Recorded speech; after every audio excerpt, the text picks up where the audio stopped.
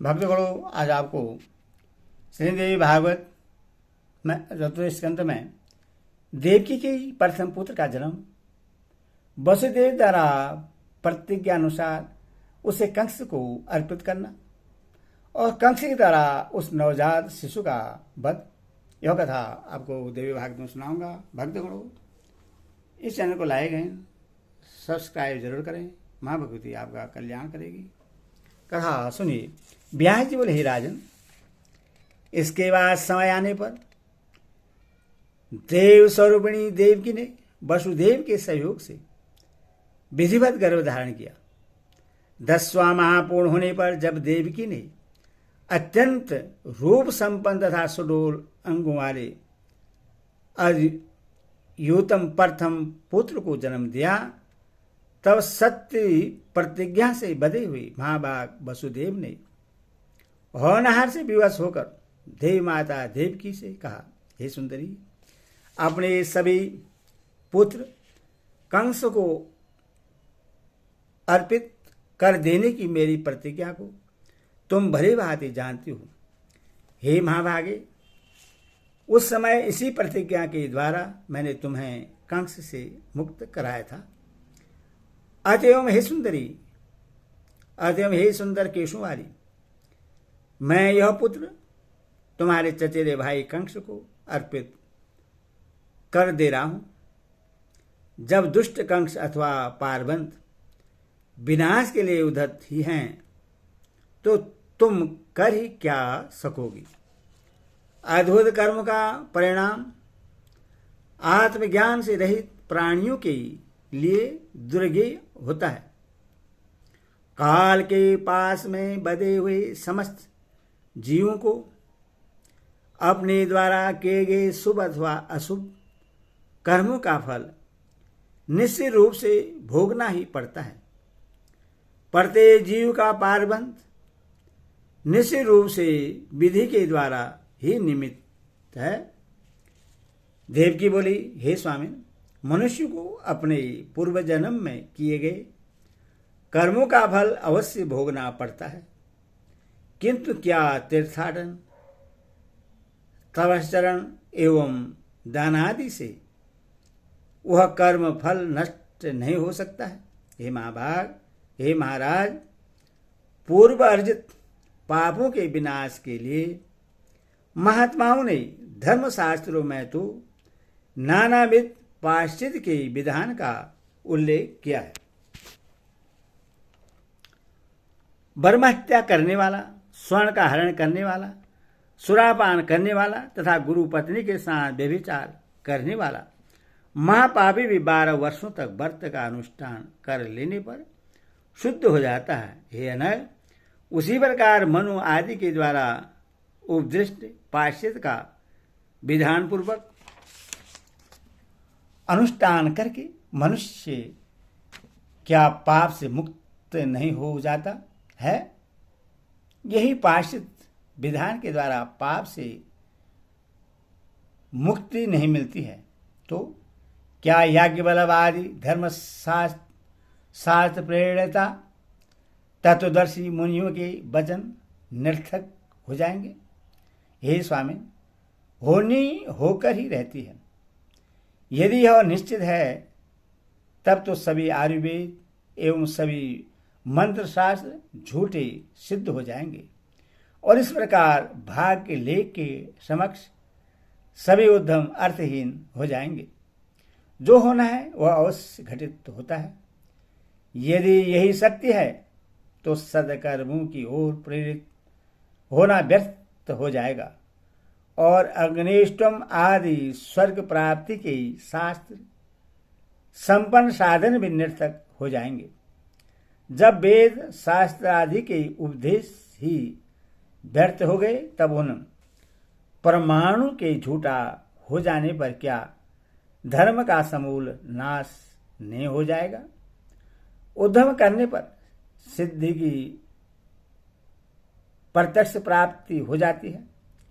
अतएव अपने मन में भली भांति सोच करके कोई ऐसा उपाय कीजिए जिससे मेरा यह बालक पुत्र बच जाए किसी के कल्याण की इच्छा से यदि झूठ बोल दिया जाए तो इसमें किसी प्रकार का दोष नहीं होता है, ऐसा विद्वान लोग कहते हैं। वसुदेव बोले, हे महाभागी सुनो, मैं तुमसे यह सत्य कह रहा हूं, मनुष्य को उद्यम करना चाहिए, उसका फल देव के अधीन रहता है। प्राचीन तत्ववेताओं ने इस संसार में प्राणियों के 3 प्रकार के कर्म पुराणों तथा शास्त्रों में बताए हैं। हे सुमधि में संचित, पारबंध और वर्तमान, ये 3 प्रकार के कर्म देहधारियों के होते हैं। हे सुजघने, प्राणियों द्वारा संपादित जो भी शुभ अशुभ कर्म होते हैं वे बीज का रूप धारण कर लेते हैं और अनेक जन्मों के उपार्जित वे कर्म समय पाकर फल देने के लिए उपस्थित हो जाते हैं। जीव अपना पूर्व शरीर छोड़कर अपने द्वारा किए गए कर्मों के अधीन होकर स्वर्ग अथवा नरक में जाता है। सुकर्म करने वाला जीव दिव्य शरीर प्राप्त करके स्वर्ग में नानाविध सुखों का उपभोग करता है तथा दुष्कर्म करने वाला विषय भोगजन्य यातना देह प्राप्त करके नरक में अनेक प्रकार के कष्ट भोगता है। इस प्रकार भोग पूर्ण हो जाने पर जब पुनः उसके जन्म का समय आता है तब लिंग देह के साथ संयोग होने पर उसकी जीव संख्या हो जाती है। उसी प्रकार जीव का संचित कर्मों से संबंध हो जाता है और पुनः लिंग देह के आविर्भाव के समय परमात्मा उन कर्मों के साथ जीव को जोड़ देते हैं। हे सुलोचने, इसी शरीर के द्वारा जीव को संचित, वर्तमान और पारबंध इन 3 प्रकार के शुभ अथवा अशुभ कर्म भोगने पड़ते हैं। हे भामिनी, केवल वर्तमान कर्म ही पाश्चात आदि के द्वारा नष्ट किए जा सकते हैं। उसी प्रकार समुचित शाश्वत उपायों द्वारा संचित कर्मों को भी विनष्ट किया जा सकता है, परंतु पारबंध कर्मों का क्षय तो भोग से ही संपन्न है, अन्यथा नहीं। अतएव मुझे तुम्हारे इस पुत्र को हर प्रकार से कंस को अर्पित कर ही देना चाहिए। ऐसा करने से मेरा वचन भी मिथ्या नहीं होगा और लोक निंदा का दोष भी मुझे नहीं लगेगा। इस अनित्य संसार में महापुरुषों के लिए धर्म ही एकमात्र सार तत्व है। इस लोक में प्राणियों का जन्म तथा मरण देव के अधीन है। अतएव हे प्रिय, प्राणी को व्यर्थ शोक नहीं करना चाहिए।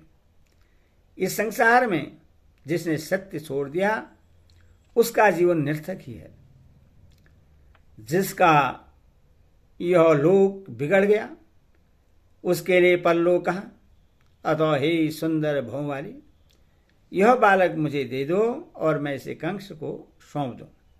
हे देवी, सत्य पथ का अनुगमन करने से आगे कल्याण होगा। हे प्रिय, सुख अथवा दुख किसी भी परिस्थिति में मनुष्य को सत्कर्म ही करना चाहिए। हे देवी, सत्य की भली भांति रक्षा करने से कल्याण ही होगा। व्यास जी बोले, अपने प्रिय पति के ऐसा कहने पर शोक संतप्त तथा कांपते हुई मनुष्यनी देवकी ने वह नवजात शिशु वसुदेव को दे दिया। धर्मात्मा वसुदेव भी अपने पुत्र उस अभूत शिशु को लेकर कंस के महल की ओर चल पड़े। मार्ग में लोग उनकी प्रशंसा कर रहे थे। लोगों ने कहा, हे नागरिकों, इस मनस्वी वसुदेव को देखो। इस अभूत बालक को लेकर ये द्वेष रहित एवं सत्यवादी वसुदेव अपने वचन की रक्षा के लिए आज से मृत्यु को संपन्न करने जा रहे हैं। इनका जीवन सफल हो गया है।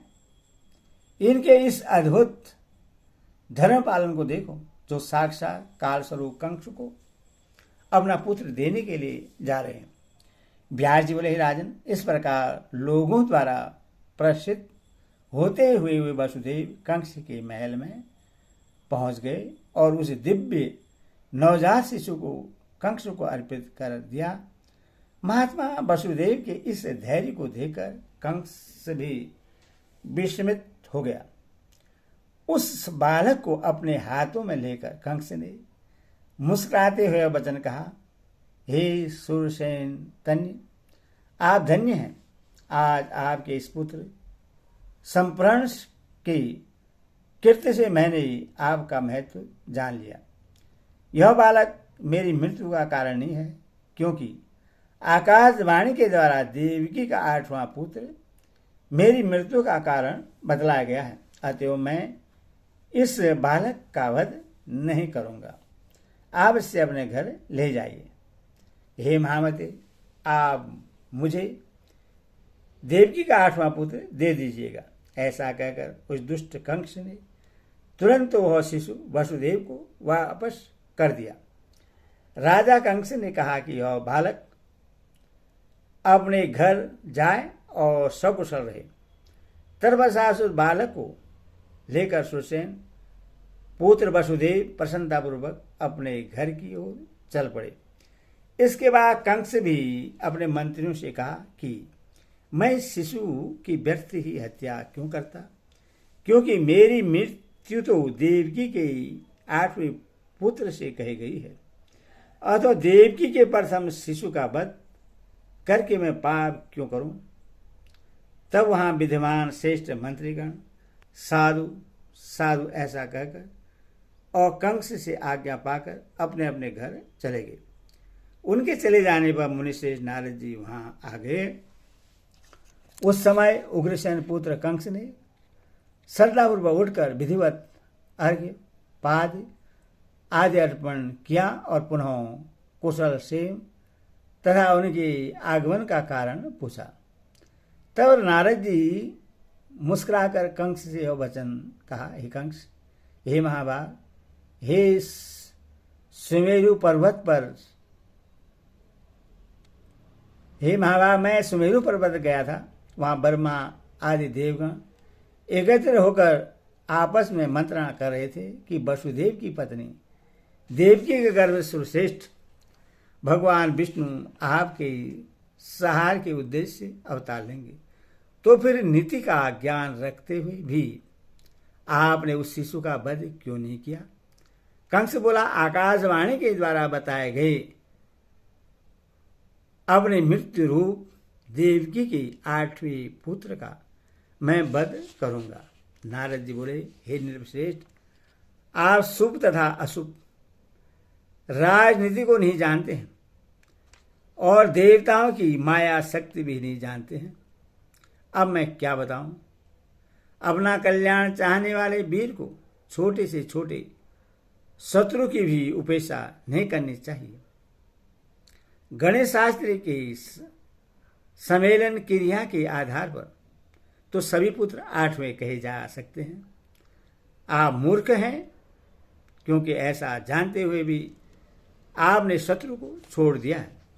ऐसा कहकर श्रीमान देव दर्शन नारद वहां से शीघ्रतापूर्वक चले गए। नारद के चले जाने पर कंस ने उस बालक को मंगवाकर उससे पत्थर पर पटक दिया और उस मंदबुद्धि कंस को महान सुख प्राप्त हुआ। और भक्ति माता की जय। भक्त गुरु अगली कथा अगले वीडियो में सुनाऊंगा।